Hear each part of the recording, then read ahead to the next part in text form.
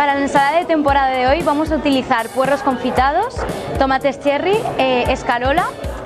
brotes y también vamos a utilizar naranja para hacer una emulsión para el aliño y pistachos tostados. Primero prepararemos el confitado, después prepararemos el aliño, haremos un zumo de naranja y lo emulsionaremos con aceite de oliva virgen extra y por último